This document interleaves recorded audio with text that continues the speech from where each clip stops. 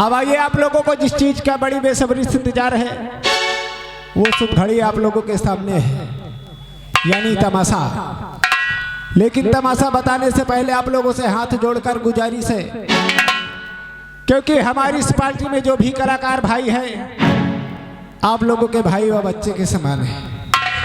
अगर हम भाइयों से कोई छोटी मोटी गलती व भूल हो जाए तो हम लोगों को अपना भाई व बच्चा समझकर माफ कर दें।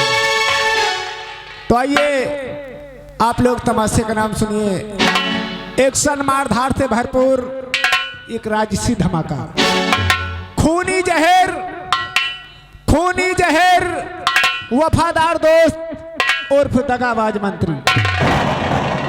एक बार आप लोग तमाशे का नाम फिर से सुनिएगा। खूनी जहर वफादार दोस्त उर्फ दगाबाज मंत्री।